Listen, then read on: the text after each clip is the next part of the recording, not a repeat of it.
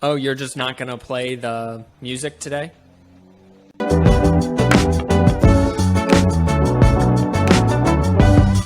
mean, you don't need it, right? We're off to a great start. We are off to a great start, ladies and gentlemen. This is the 4th and 1 podcast. We're limping into the weekend. Clearly, anchor.fm/4th and 1. Welcome. Comment down below. Who wins the big game this weekend, Iowa or Iowa State? Last week, all you had to do was comment G or C. This week, little bit tougher. All you got to do is comment I or IS. Just a little. Not the extra letter. I'm in danger. So just a little bit tougher. Last week, week 1 was a huge success, I would say. A lot of great games. The Sunday night football game with Chris Fowler and Kirk Herbstreit was fantabulous. We'll get into this, but with Georgia squeaking out a narrow victory.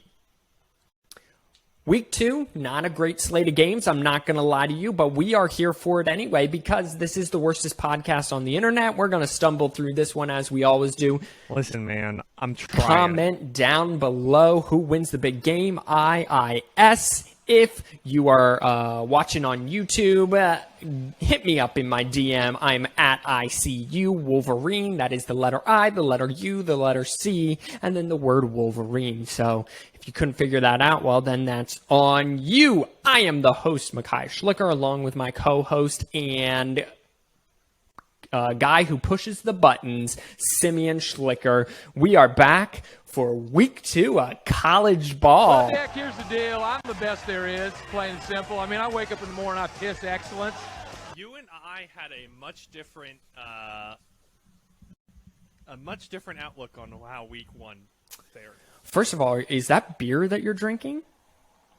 If my school is watching, it is carbonated apple juice. Okay. I have no idea if I'm legally allowed to drink according to Regent University's policies. I'm pretty sure I am because I'm legally 21. Well, and also you live in Pennsylvania.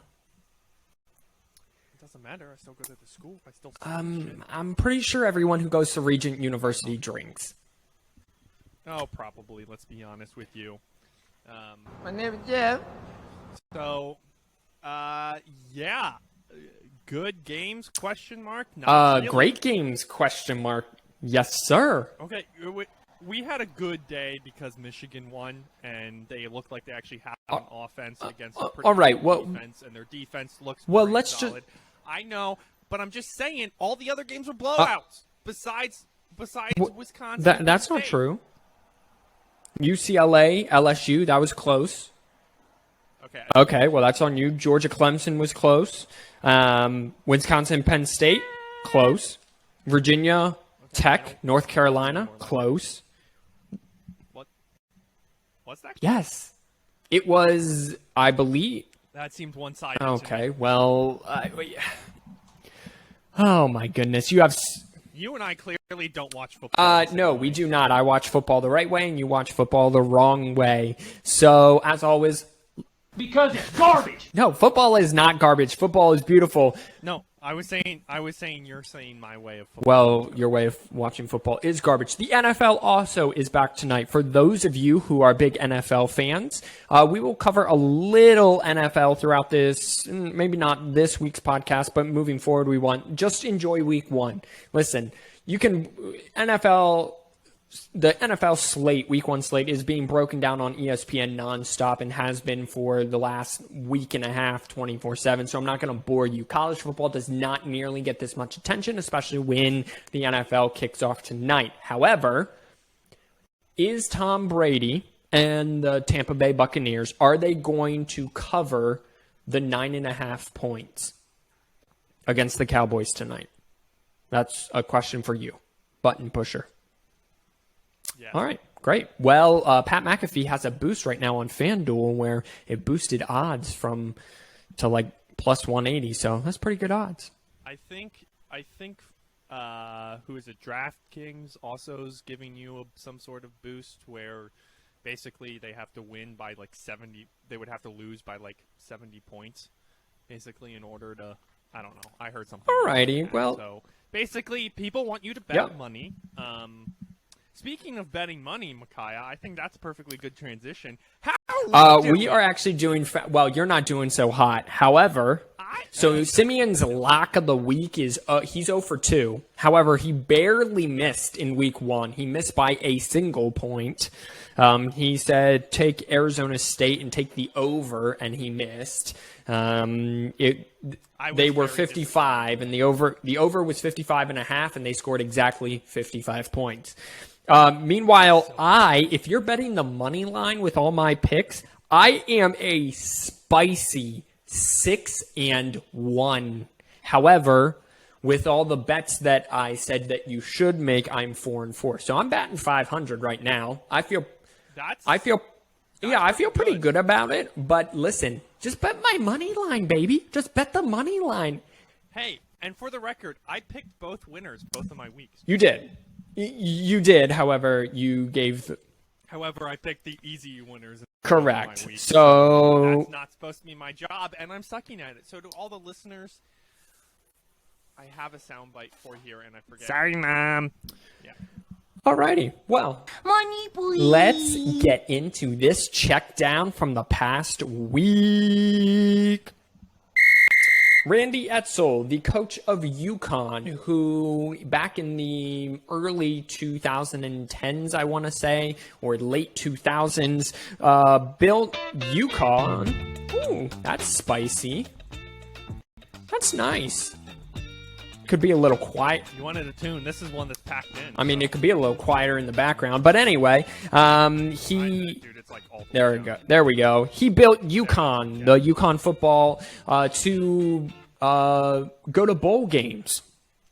BCS bowl games, as it were. However, he was supposed to step down at the end of the season after a thrashing at the hands of, who was it? I don't even remember. It doesn't matter. They lost both their games. They lost 45-0. He stepped down. Stepped down immediately, which leaves UConn, a AAC school, kind of scratching its head. Or actually, they're an independent, so they will be looking for a new head coach.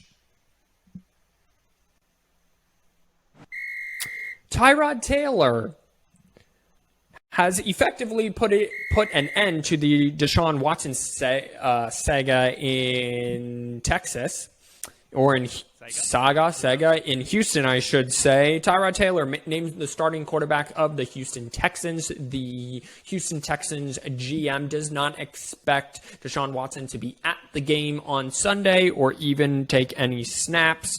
So I think that this puts a permanent punctuation on Deshaun Watson's time in Houston. I will be shocked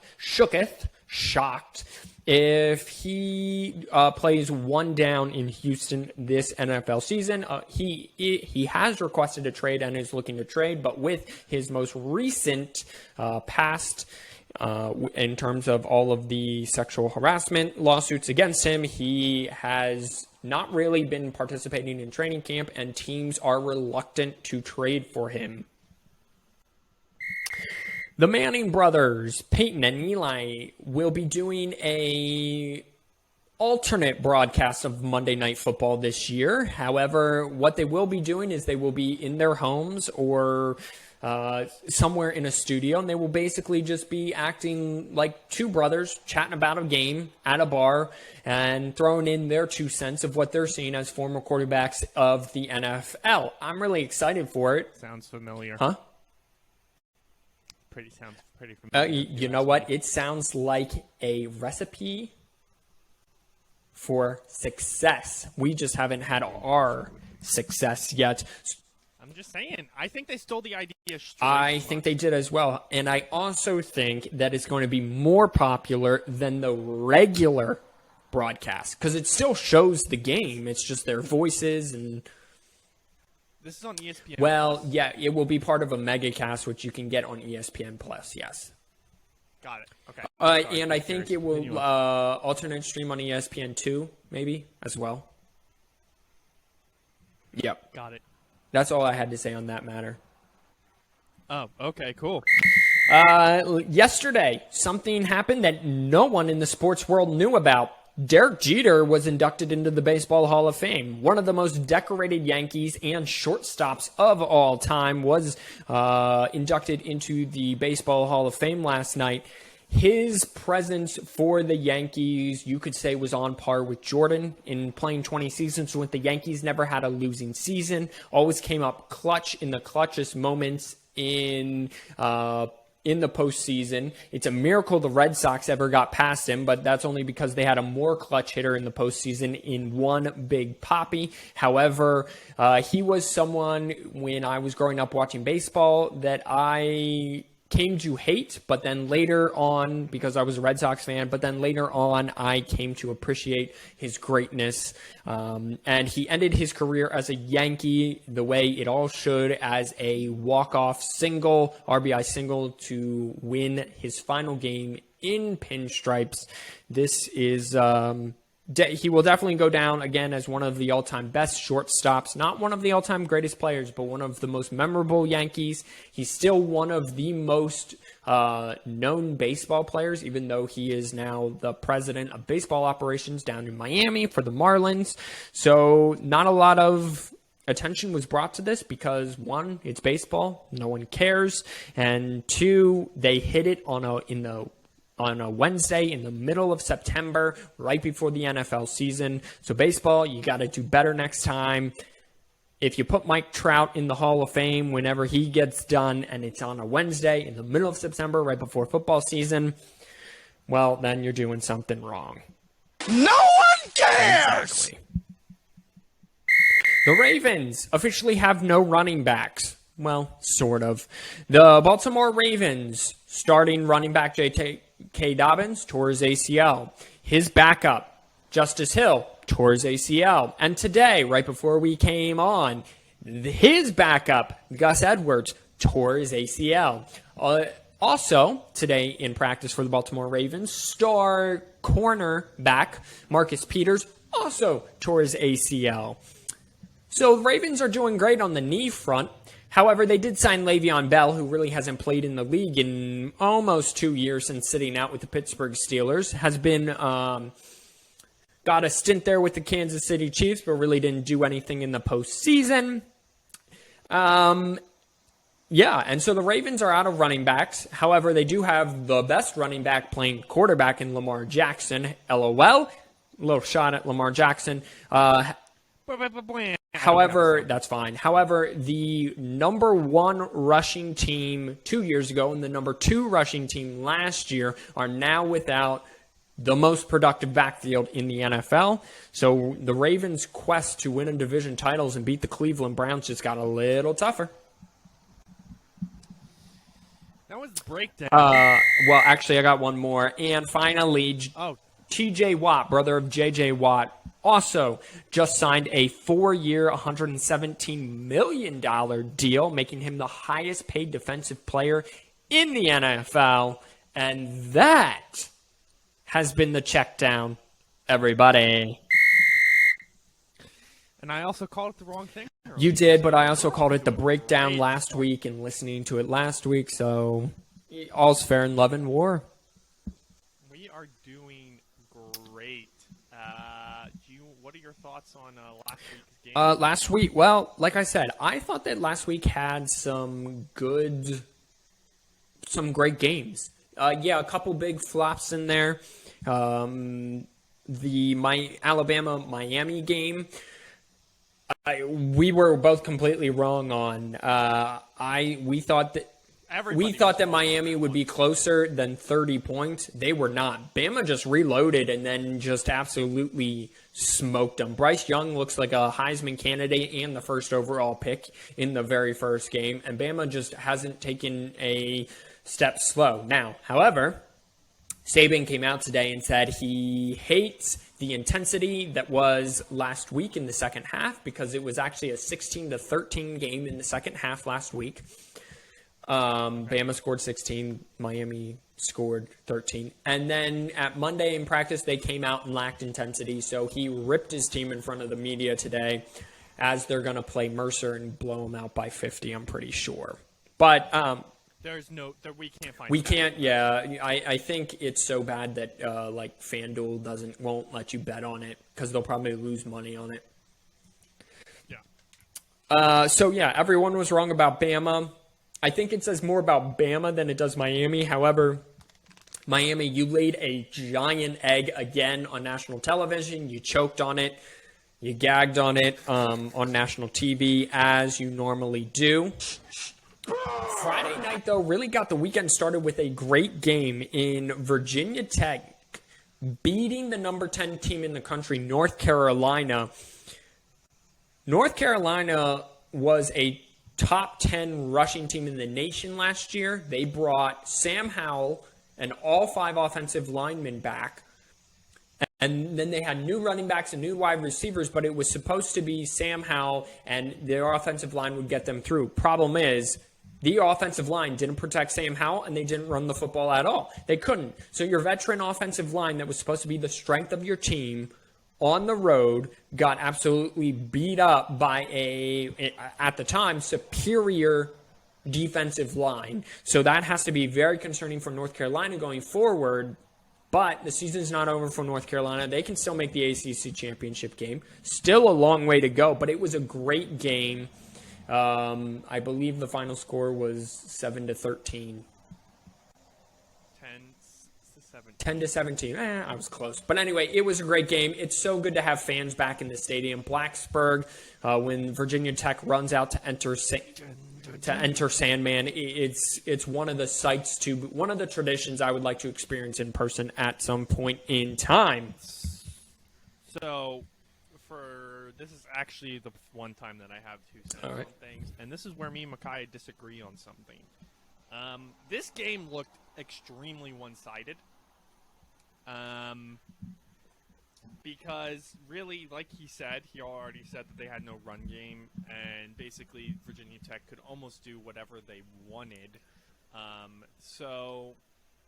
Okay, granted, they only scored 17 points. My question is this the year that Virginia Tech is actually for real or not? Probably not, because it's Virginia Tech after all. But it'd be interesting if they could actually get. They got a nice little quarterback there his name's not Birmingham. I don't know. It's for Braxton Burmeister. Braxton Burmeister. Yeah, they call him BB3. That's right, Braxton Burmeister. He's a nice little quarterback who can spin it. He was at Oregon, then transferred and had an injury, and this is going to be his first real season playing. But he played. He was coming off a shoulder injury last year, and he played pretty well down the stretch for Va Tech. So, listen, you are right. This might be the year where Virginia Tech can win that Coastal Division, which every year has produced a new challenger to Alabama, including Virginia Tech 3 years ago now. So can they get back there and try it again? This is interesting. I'm looking at their schedule. They have Middle Tennessee this week. Should be a win. And then West Virginia, which won a big comeback win over Maryland. No, other way around. Maryland came back. So big loss to Maryland. Sorry. Got those. Close enough. And then pretty easy slate until they run into Notre Dame, which, with the way they look, if they can play... Is that at Notre Dame or at Blacksburg? Versus Notre Dame, so that's at Blacksburg, too. Oh, so, yeah. Mm-hmm. Yep.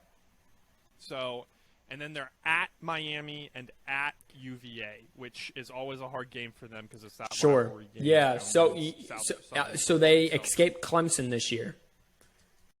Okay.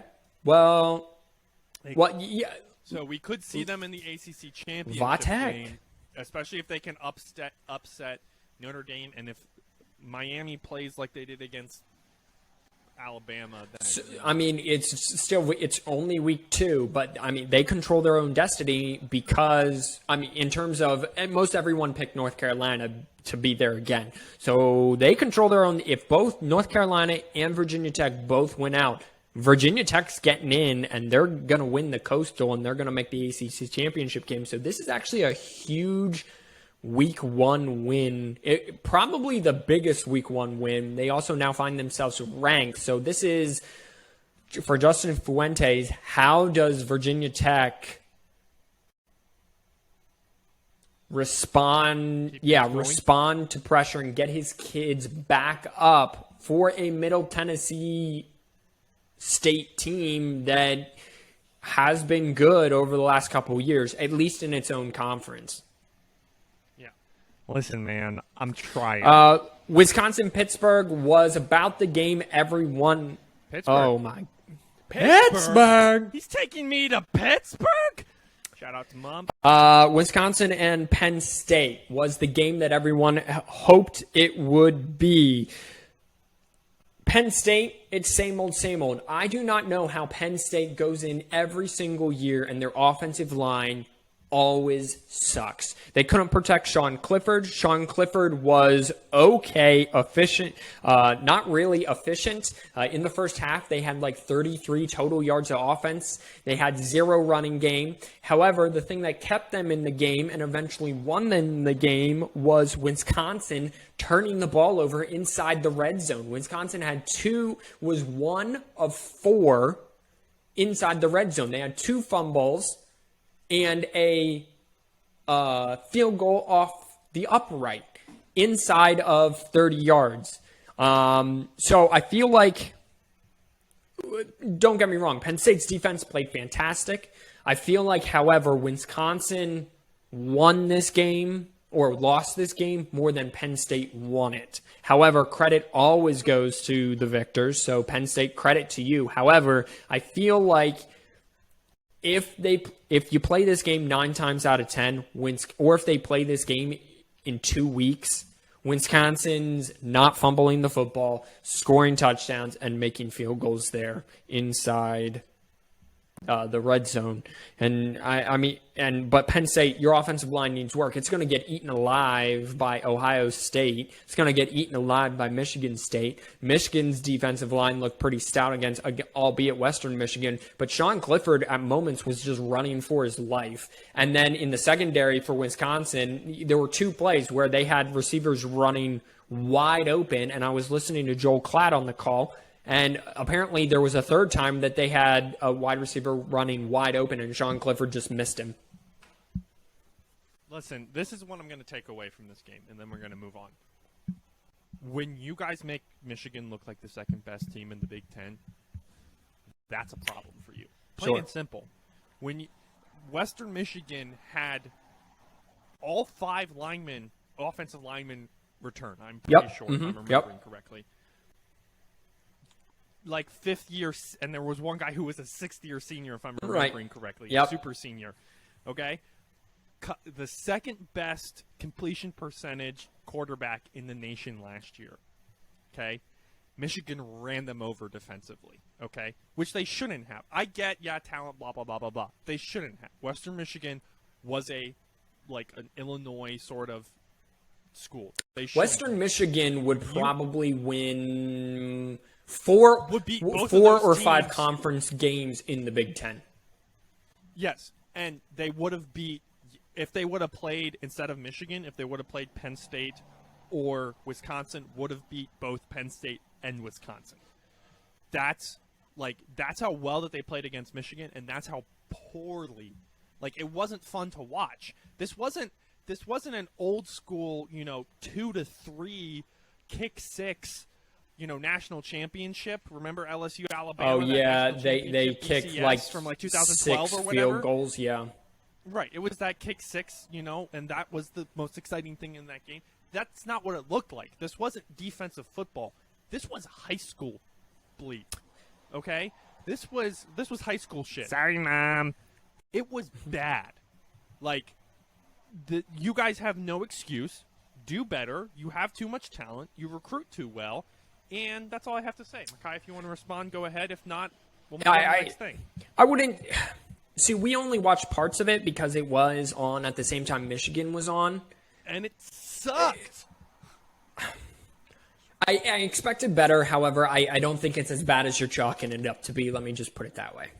Listen, Miami played better. Yes, Miami totally did. You sent me Miami and App State, and then I look at the spread and... to possibly preview this week, Miami and App State, And Manny Diaz after the game said, they got some big plays and they were better on third down, and that's pretty much the difference in the game. I looked at the stats. He's absolutely right.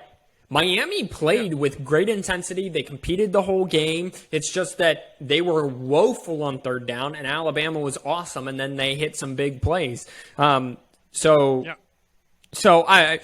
we'll see. Moving forward, that's all we can do. Wisconsin right now doesn't look great. Got to clean up the mistakes. Penn State, your offense is explosive, but you got to be able to run the football, which they couldn't against Wisconsin's stout defensive line and linebackers. And you couldn't protect Sean Clifford for a majority of that game. But you squeaked out a win.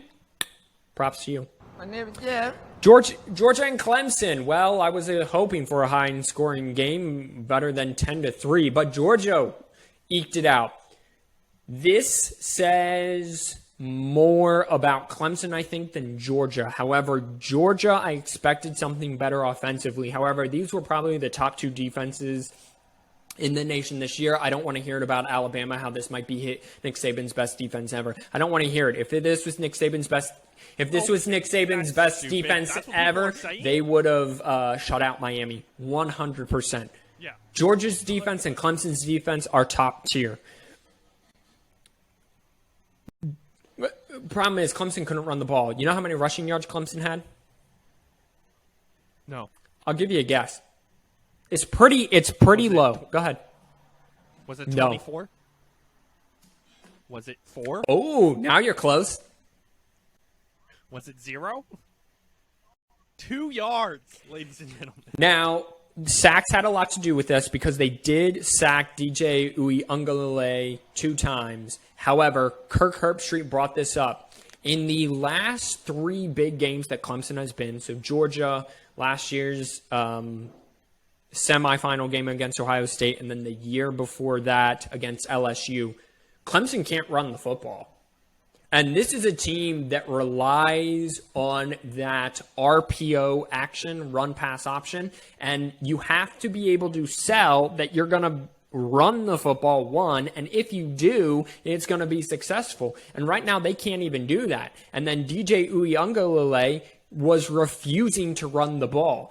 Clemson has always been in big games. They use their quarterback's legs to run the football and produce and get that production on the ground and kind of make up for the lack of production that might come from the running back position because teams gear up to kind of stop their run. DJ Uiagalelei was running to pass, as in he would roll out of the pocket, and instead of just taking off for 6 or 7 yards, he was looking to pass, and that's not going to get it done. But they couldn't protect DJ. They couldn't run the football, as in 2, and Georgia could. They rushed for like 130 yards. Now, JT Daniel was okay, but wasn't great. The defense won that game. However, I'm feeling great about Georgia's defense, not so great about the fact that my pick that Georgia's going to win the SEC, but I'm assuming the offense is going to come along. And Clemson, they might not even make the playoff, and they're in jeopardy of, if they don't get this offensive line and running game fix, of losing the ACC championship game. Now, yeah, exactly. So that's where Clemson's has got to figure it out. From what I saw of this game, obviously I couldn't watch every single game that you saw. I did see highlights, anything that I could grab, that sort of stuff. I tried to stay up with it. This was 100%. This looked like Georgia knew who they were and needs their offense to start clicking, and Clemson just needs to figure it out. Like, that's what it looked like to me. So I don't disagree with that. Is probably the best sum up and the most correct thing that of analysis of this game, because that's exactly what it was. Georgia knows who they are, and they just have to wait for the offense to click, and Clemson's got to figure it out, and they got to figure it out in a hurry. Yeah. Yep. Yes, sir. Well, Dick, here's the deal. I'm the best there is, plain and simple. I mean, I wake up in the morning, I piss excellent. LSU and UCLA. This one was on. This started an hour after Georgia Clemson. So I was checking in during, and then I caught the end of it, the last quarter and a half after Georgia Clemson. UCLA is making me look so good right now. Listen, I picked them to make the Pac-12 championship game. Right now, they might win it. If it was week 1, everyone's on Everyone's on UCLA. UCLA manhandled LSU. They ran the football, and they stopped LSU from running the football. A Pac-12 team stopped an SEC team at the line of scrimmage. That is not heard of. Now, DTR still needs to get a little more efficient. All of his passes went for big plays, but when you run the football as well as they did, you don't really need that kind of passing game. But this is what Chip Kelly wants to do. Chip Kelly wants to run the football. He wants to be Oklahoma West, which is kind of weird to say because Oklahoma's kind of out west already. But anyway, they're kind of like the middle. Yeah, they're like a Midwest. Anyway. It was a big statement win, but again, I think this says more about LSU. Well, no, this says more about UCLA than it does LSU. LSU will be okay. Their passing game was good. They threw the ball for almost 350 yards. Just couldn't run the football. And you know what? LSU, I don't think is on Alabama's level this year, but you're probably the second best team in the Western Division. And you're probably the third best. I'm talking about LSU. And you're probably the third best team in that conference now, just behind Georgia. And you're probably battling with Florida. But listen, UCLA's got it going on. They just got to avoid the trip up. The Pac-12 hasn't always been the strongest conference. And we're going to preview Oregon and Ohio State here in a minute. But listen, they might be the best team in that conference as of week 2. I'd like to take this chance to apologize to absolutely nobody. The double champ does what the he wants. You're on point with the sound bites today, sir. Hey, you're hitting these. If we're giving him compliments, you're just mowing down these. Thanks, bro. Dude. You're doing a Thanks, man. job with these. Thanks. So yeah, well, I got to stop saying. I listened to the podcast, which I almost never do, and I found out that all I do is say and I was like, this is so annoying. So no wonder why no one listens to us. Yeah, that's your stutter.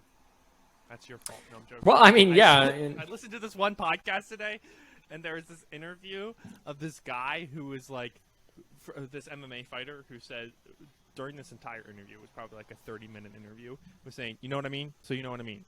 So you understand, like that sort of thing. But he said it like after everything.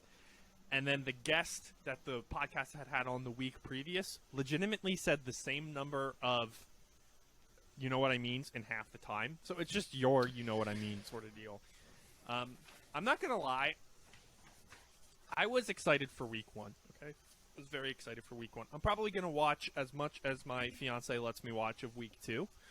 I'm excited for week 2. And I'm excited for every single game that you picked. And I'm still trying to pick what my lock of the week is because there's some sneaky and I told you that now you can pick from the NFL. And now well, no, but what I'm saying is your lock of the week, you can like pick like a winner from the NFL, and I can't be like, well, that's not a lock of the week because in the NFL anybody can win. Like you could do a Kansas City Cleveland lock of the week, man. That's the big game this weekend. I mean, listen, I will say that's gonna be a fun game. I have Pat McAfee. I have Pat McAfee on my on my fantasy team. I will say this about the NFL and only this. I'm a huge Baker Mayfield fan. This is Baker's got to produce this year. He's got to get this team back to the playoffs. Now it's a running football team, but he's got to do what he did in college, own the middle of the field and be accurate in the deep ball. That's all I'm going to say. And I think that they have a solid chance to beat the Chiefs. However, Patrick Mahomes has never lost in September, so good for you. Anyway, let's get into previewing week 2, baby. It is week 2. We're excited. There are really like 2 big games to me. Absolutely. There are. If you're not a Michigan fan, I'll let you break them down how you have them and what I'm seeing, but I can really only talk about the second and third game that you have here. All right. Well, then let's just jump right into it. The nooner game. The big noon kickoff, Ohio State and Oregon. Last year, Ohio State was supposed to go out to Eugene. However, COVID had other plans for anyone. So Oregon's getting 14.5 points. So so Ohio State is a 14 point favorite in this one. Ohio State last week, the number 3 team in the nation, ran for 201 yards on Minnesota's defense. C.J. Stroud was efficient in throwing 4 touchdowns, and the defense forced 2 turnovers.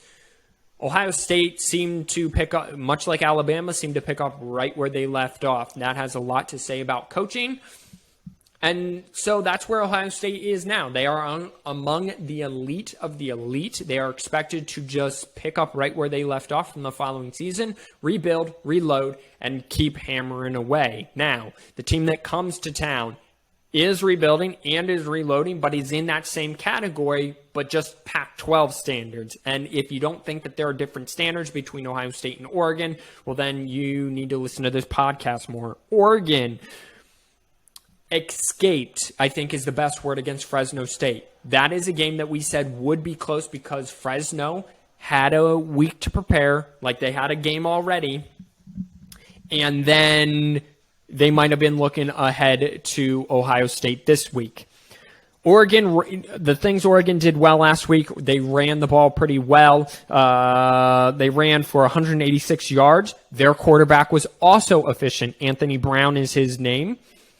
And their defense forced 3 turnovers. So really, both teams last week had similar performances, I would say, against similar...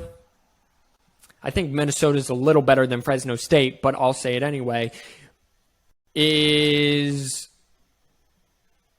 they played against similar competition. Did you touch my thing? Yeah. I'm sorry. I tried to turn the volume down on my mic. I'm sorry. No, you're good. Just leave your mic there since you have a desk in front of you this time. Oh, so put it down? Yeah. Just stay close to your mic. Okay. You know that thing adjusts, right, dude? You can move No, that up if you don't want to. Not the mic. Not the mic might adjust too. I'm saying the desk. Ladies and gentlemen, welcome to Micaiah Learns that this is. Well, no, I already put it. I already cranked it up. Okay, how's that? Crank that sucker. That's good. I can turn you back up. So I was just trying to make sure that we. So is that good? Killing our. Yeah, because I'm thinking we're gonna do something different. That's great. Okay, great. I'm not doing great, but that's all right. You are. Okay? So anyway, Ohio State and Oregon had very similar performances. However, they had very different performances, if you know what I mean. You watch that. If you watch the Ohio State-Minnesota game, Ohio State was big play, looked more elite in skill positions than Minnesota. From what the highlights I caught of the Oregon-Fresno State game, I mean, that wasn't always the case. So, with that being said, Simeon, who you got? I have the Buckeyes. I don't have them by 14.5, which is what Pick Center is giving us. Yeah, I have them maybe by like 7. I'll call 6.5. But I do have the over. I think this is going to be a offensive game. I think it's going to be quick. I think it's going to be fast, but Oregon has the better defense, in my opinion, unless Ohio State can tool, which I don't think they can because Ohio State is not known for quickly tooling between weeks. So I still have Ohio State. I don't think it's going to be as far apart as people think it is. Are you predicting me this week as well, or am I just going?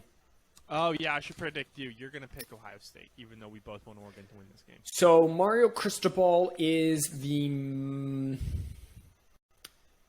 He's great. He shouldn't have won 2 of... He was in the Pac-12 championship game 2 of the past 3 years, and you can make an argument he shouldn't have won either, and he won both. So he clearly knows how to elevate his guys and make them better in big games. However, they're at Ohio State. First game of the year at Ohio State, so it's going to be sold out. It's going to be packed, going to be loud. Oregon's coming east. It's a noon o'clock game. It's a nooner. I have Ohio State as well. The problem is I have them big. I have them by 17. So I'm going to take Ohio State minus the points. Ohio State's covering. Yeah, so I honestly think that this has blowout written all over it, just because I think if Oregon blew out Fresno State last week, I would be a little more hesitant. But everyone's putting money on Ohio State right now. That's why the line's so big. I think the line opened at around 10 at the end of Saturday night last night or last week, and now everyone's just putting money on Ohio State. So I'm still taking Ohio State minus the points. I'm hoping I'm wrong, but Ohio State, again, looked more explosive, and I think they match up – both these teams match up very well in the trenches. I just think that C.J. Stroud in that passing game is going to be more prolific than Anthony Brown and his receivers for Oregon. That is totally fair. I mean – Number one, how dare you? Let's go – you know what? What we're going to do, we're going to skip to – Buffalo at Nebraska. So you may be asking yourself, Micaiah, who cares about Buffalo at Nebraska? Well, here's the problem, ladies and gentlemen. Go look at the slate of games for Saturday and tell me a better matchup I should be previewing, and I totally will. Okay, no. Simeon's going to do this one. Micaiah's still going to break it down. But here's the deal. Here's why Buffalo and Alaska is Buffalo and Nebraska is very important, okay? Buffalo's 1-0, yep. right? They blew out Wagner 63-0. Yeah. Buffalo has been at the top of the MAC for like the past 5 years. If they didn't finish first, they were around first, okay? They had a successful coach who just moved on. I don't know where he moved to. Sorry. I think he got the job at Kansas. Okay, perfect. Who, by the way, playing Coastal Carolina this week. Also, should be interesting. I don't think it will be, but okay. It was one of the options I gave you. I think Coastal Carolina is going to win. Anyway, with that being said, sorry. So that means that all of his recruits are still, all of the good coaches' recruits are still on Buffalo, unless he grabbed a few or took a few with him or whatever the case may be. So you have a 1-1 demoralized Nebraska team who's currently in their 2 games is 1-1, and I'm looking now, their stats are 37 points a game against a very motivated, high-powered, high-skilled, for the most part, Buffalo team, who's not bad. And Scott Frost has to win this game, or he's out of – if Scott Frost loses this game, which he might, now granted, the numbers, it's a 14-point spread right now. But if Scott Frost loses his game, he might as well retire. He might as well quit his job. He might as well fire himself because he will be fired at the end of the season. There's no way he's coming back after losing to Illinois by 8 and then letting Fordham scoring any point. I don't care if it was a garbage touchdown. The problem with Nebraska that's why isn't that he's losing. It's that in games he should win, that he has more talent, they just look sloppy. And that is the real problem with Scott Frost in Nebraska right now. Like if you're going to be bad, that's fine, but play clean football and be bad. Like, if you don't have enough talent to beat the team, that's fine, but at least play good football. They have the talent to beat the teams, and they're playing bad football. Buffalo is getting 14 points. Last week, both Nebraska and Buffalo had very similar teams. Buffalo ran for 312 yards. Their quarterback was very efficient. Kyle Van Treese. I guarantee you won't hear that name again this season.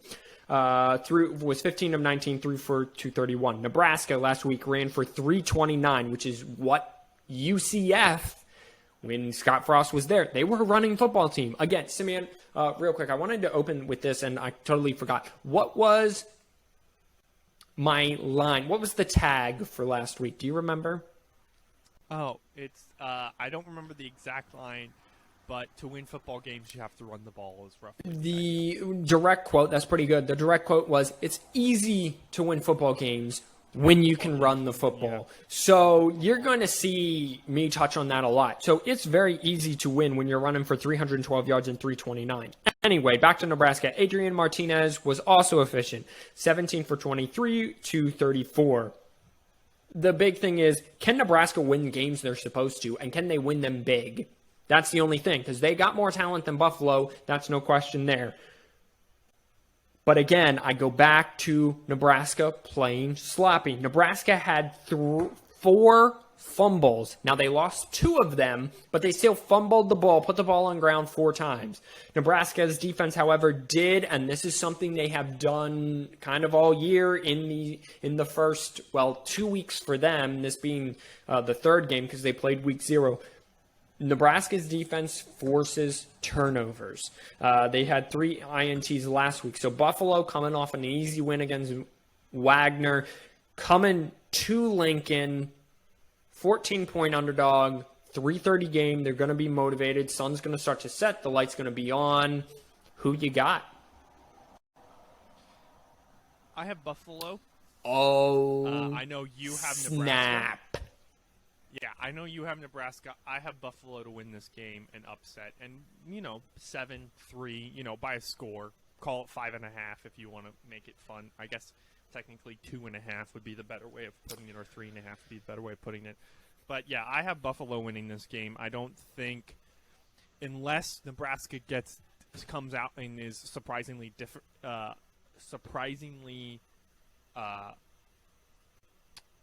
disciplined, I don't see it. Don't be surprised. Buffalo ran the ball 312 yards. Yes, okay. It was against Wagner. Yeah, I get it.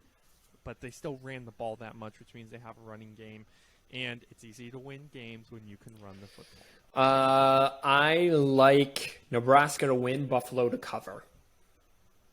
So okay, yeah, I'm taking Nebraska to win, but Buffalo plus the points when if you're following along for betting purposes, exactly the reason. Nebraska can run the Nebraska can run the football, but so can Buffalo. And Nebraska turns the ball over, but Buffalo didn't against Wagner. So that's where I'm at. So Scott Frost needs to win. I mean, I hope for Scott Frost's sake, because I like Scott Frost, wins this game by 3 or 4 touchdowns. But I think it's going to be a 10-point game, and they're going to squeak away with one because Adrian Martinez is going to throw an interception, and they're going to fumble the ball 3 times, and they're going to lose 2 of them. And their defense is going to finally get a turnover late in the game, only after Buffalo has racked up 180 yards on the ground on them, and their quarterback's very efficient. So, listen. That's just where we are at. So, listen, Makai is saying the dice are going to roll a 7. I'm saying the dice are going to roll a 6. We're saying the same exact reason. We're saying the outcome is different. Like, legitimately, that's exactly right. On. Let's next. Come after me! I'm a man! I'm 40! Ooh, that's going to blast out people's eardrums right there. You're talking about me being too loud. The Holy War. This one goes way back into the 1800s, ladies and gentlemen. This is number 21, Utah, going to, still Utah, but BYU. So, this should tell you all you need to know. Utah is only a touchdown favorite. So BYU is getting 7. Charlie Brewer, the Baylor transfer, was very efficient in week 1. 17 of 27, 233. Utah ran the ball for 188. Their defense allowed 57 yards rushing. Yes, against Weber State, but still, you allowed 57 yards rushing. And they forced 2 turnovers. Utah is another one of those teams where they are disciplined. They run the football well. They play great defense. And then it depends. If they have a great quarterback and good skill positions, they normally are challenging for the Pac-12. If they do not, then they kind of have a 500 season. They got a quarterback in Charlie Brewer who's been there, done that, and they got a defense, and it looks like they can run the football.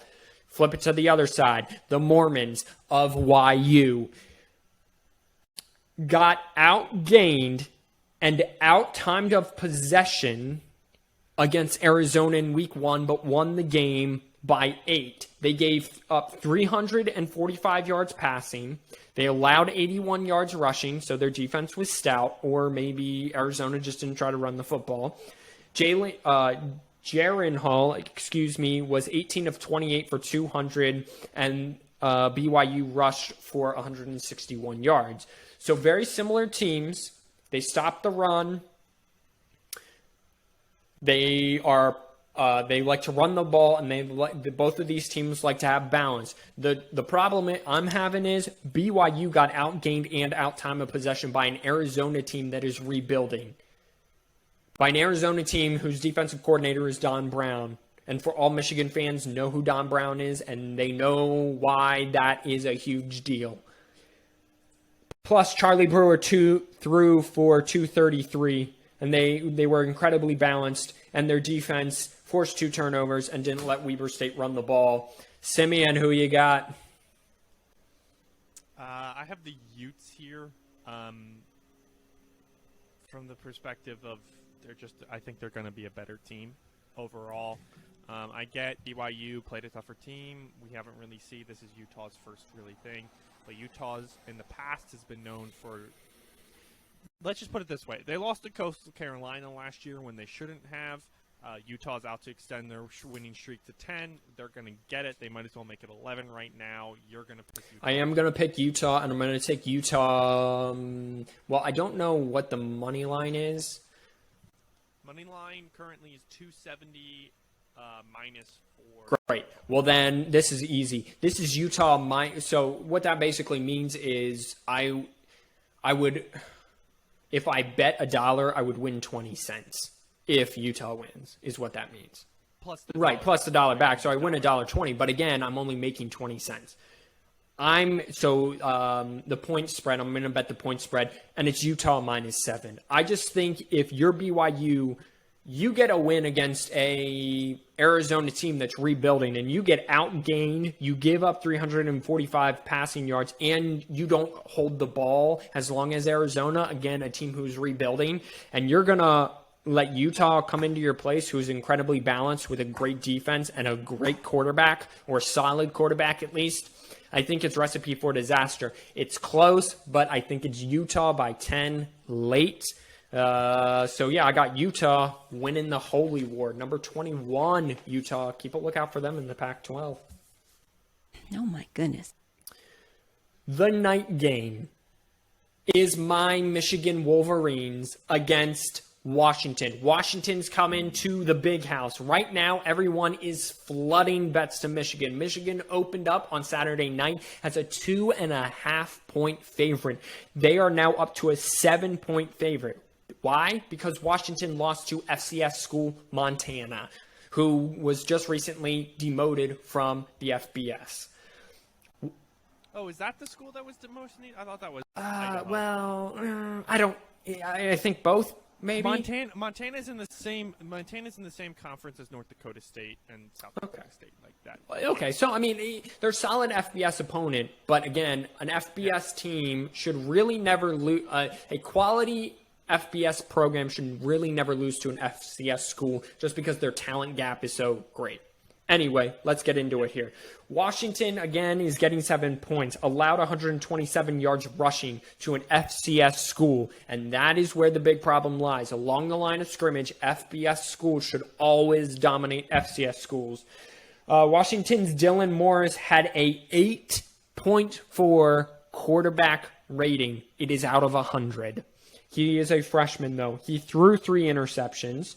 Washington only ran for 65 yards against an FCS school.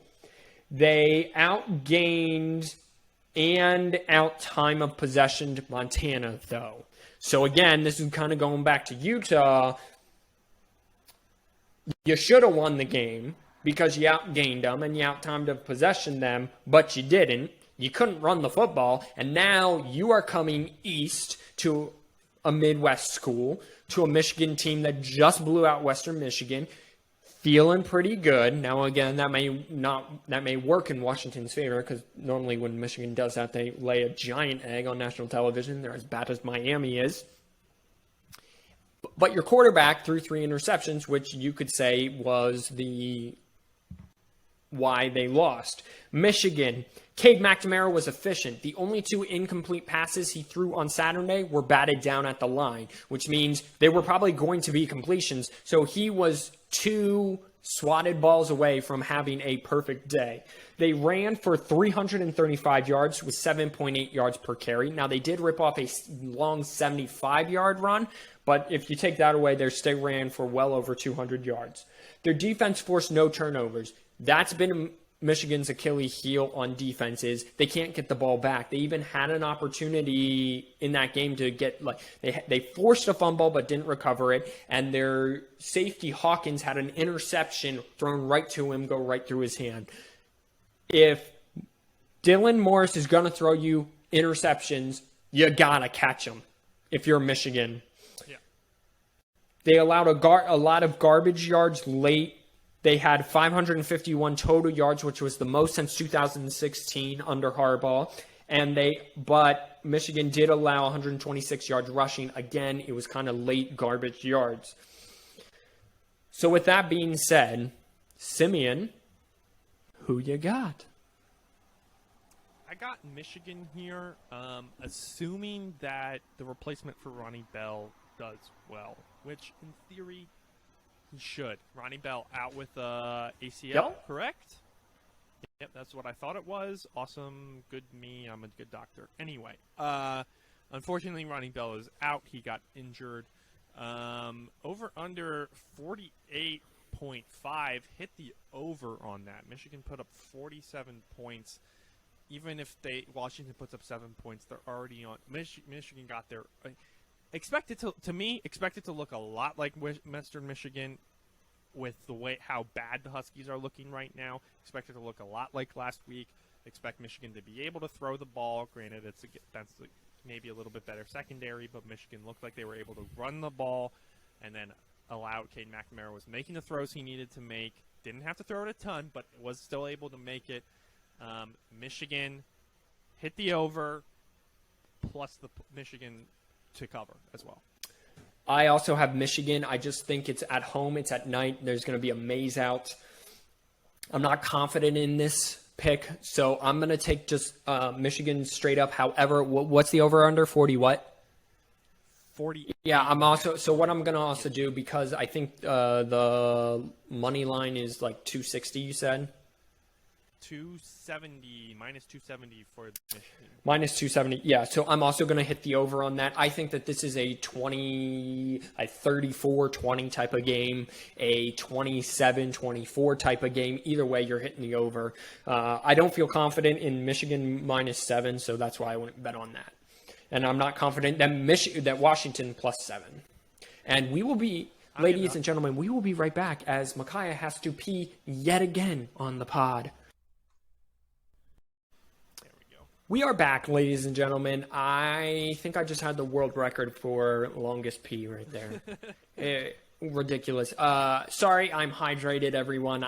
But I gotta pee, and I'm not putting a catheter inside me. So, let's wrap up the prediction segment. Our last game and the game of the week. Comment down below. Do you got Iowa? Do you got Iowa State? IIS. You got 3 letters to pick from, and 2 of the letters are same. So here we go. Number 10 Iowa going to Ames, Iowa, and Iowa State. Iowa is getting 4.5 points. Their secondary last week against Michael Penix Jr. and Indiana forced 3 turnovers. They ran for $158. Spencer Petras needs to be more efficient. He was only 13 to 37 for 135 yards. 13 for 27. 13 for 27. Excuse me. Thank you for catching that. again, Iowa is one of those teams that wants to play solid defense, play fundamental football, and be balanced offensively. Now, through the air and on the ground, they were balanced, but Spencer was not efficient. Like, he was still under 50% completion percentage, and why it was a blowout for Iowa, it was because they had 2 pick sixes in the game. So Iowa, if you take 14 points away, you're at 20-6. Yeah, exactly. Meanwhile, Iowa State, who is the favorite in this game, which kind of surprises me, struggled with Northern Illinois, who they have in the past, who is an FCS school. If Brock, you can have an embarrassing win, sorry, I'm going to interrupt you because this is a good line. If you can have an embarrassing win, that would be it. You got it. Brock Purdy was very efficient. They ran for 136 yards. They forced 2 interceptions. They allowed 45 yards rushing. So, what does that mean? Well, it means what every other freaking game means. Who can win the line of scrimmage? However, Iowa, I think, is a little more adept to do it just because they're more used to it. Now, the game is in Ames. It's going to be sold out, going to be loud. Kirk Herbstreit, Chris Fowler, game day is going to be there. It's going to be loud. It's going to be rowdy. But Iowa State's passing game, why it was efficient, it was not explosive as it was last year. Do not expect the same week 1. Iowa State has always been a very slow starting team, and Matt Campbell always has this team every week. They get better every single week. Iowa is the benchmark for consistency. They're consistent every single week. You just can't shoot yourself in the foot against them, and most teams do. Simeon. Oh my goodness. Who you got? First of all, you just said, oh my goodness, so I'll play it again just so everybody can understand. Oh my goodness. So, this one's hard for me, okay? Iowa State only put up 16, and they were able to put up some points at the end of the season. 34 against their win against Oregon, 21 in their loss against OU.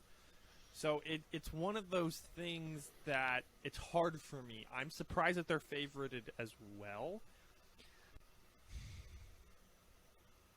To me, this is who plays better defense. And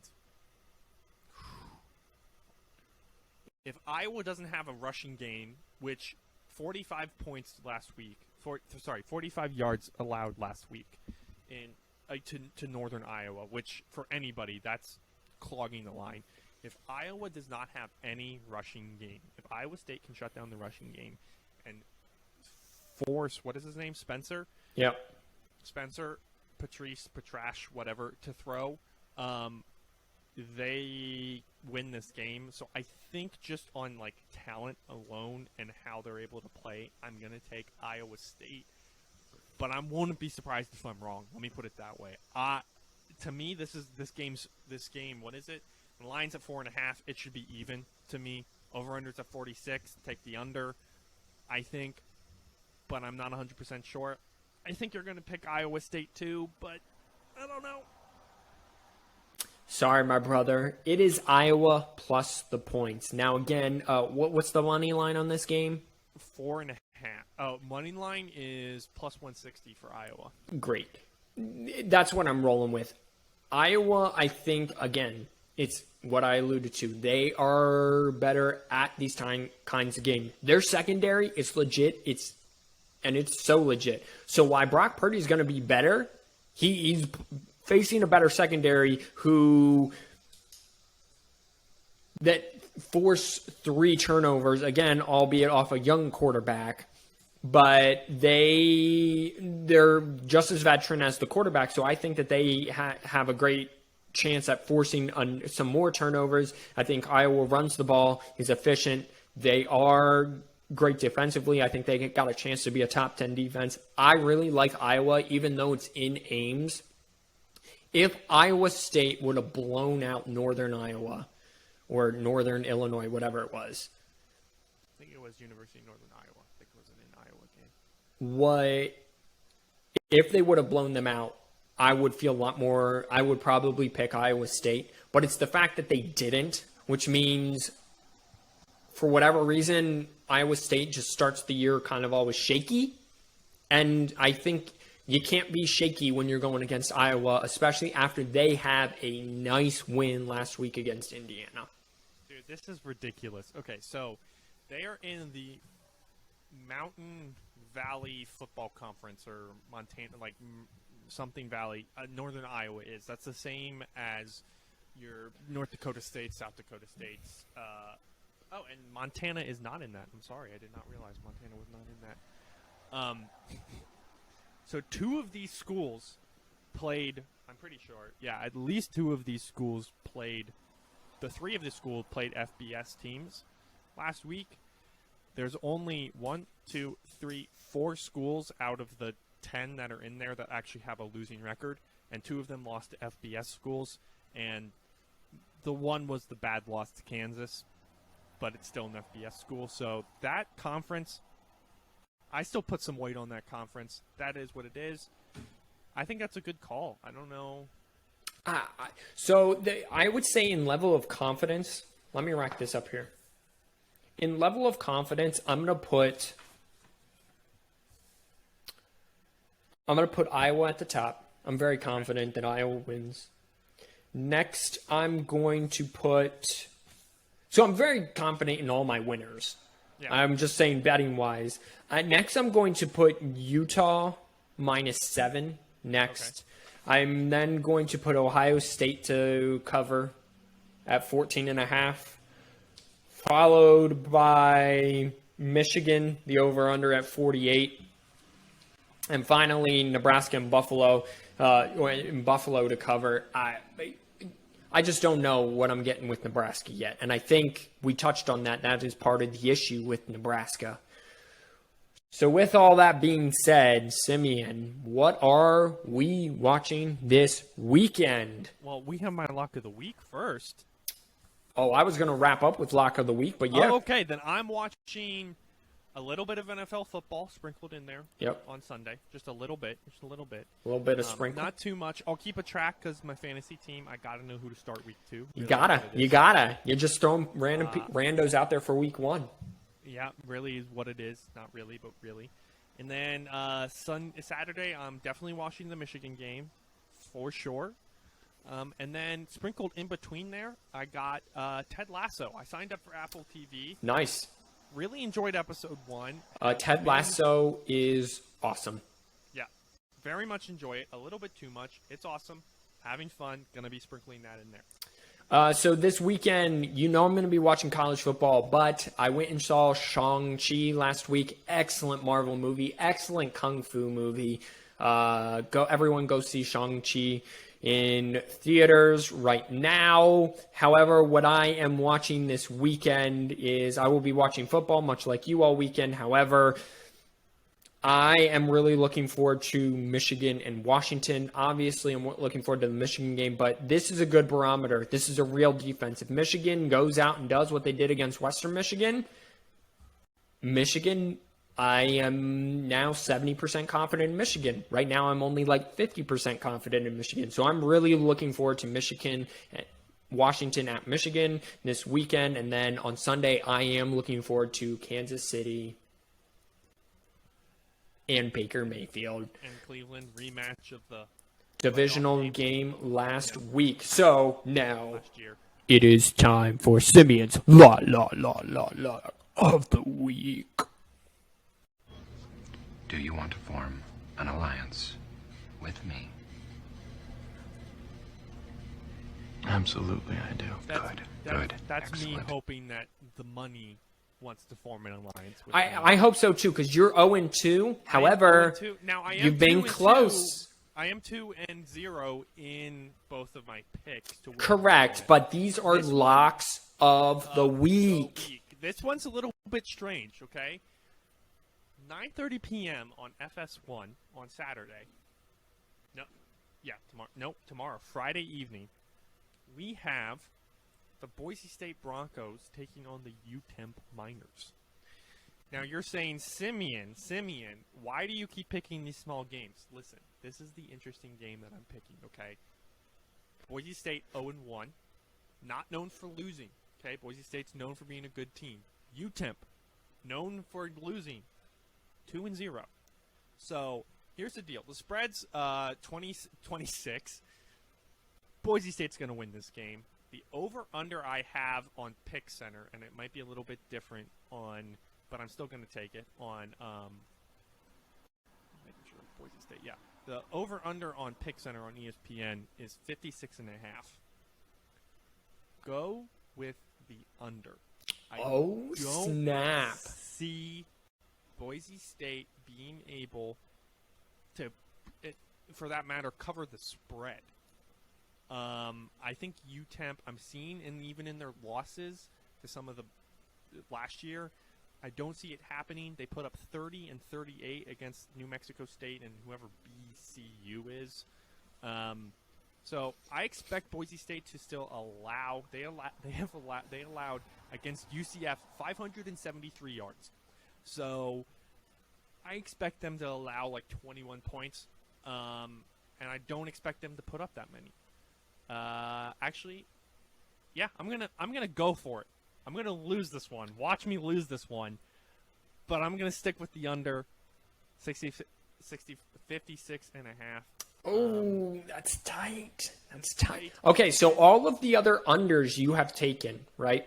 Well, you took the over 1 week, and then you took the under, and then this week is also the under. They've all been right around that 56 mark. Dude, I think you got to get away from these over-unders, but that is Simeon's lock of the week. Technically, I gave you 2 locks of the week, because I'm saying take UTEP plus the points.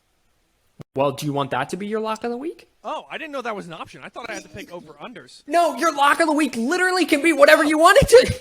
Oh, I didn't know that was the case. Yes, take UTEP plus the points in this game.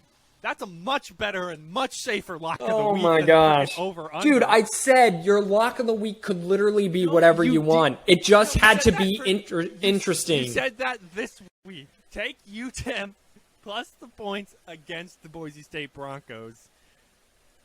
Take it. All right, so Simeon, let's try this again. Simeon's lock of the week is what? The UTEP Miners, University of Texas at El Paso Miners plus 26 points. And there you have it, ladies and gentlemen. So take the UTEP Miners plus 26.5 against the Boise State Broncos. And ladies and gentlemen, that wraps up another fantabulous edition of the 4th and 1 podcast. As always, wash your hands, you filthy animals. I am Micaiah. That is Simeon. Anchor.fm/4th and 1. Thank you so much for listening. Again, just to put a stamp on things, Ohio State minus the points, Iowa to money line, Michigan over under, Utah minus the points, and Buffalo plus the points, but Nebraska winning. This has been the 4th and 1 podcast. Thank you everyone so much for listening. Peace out. God bless.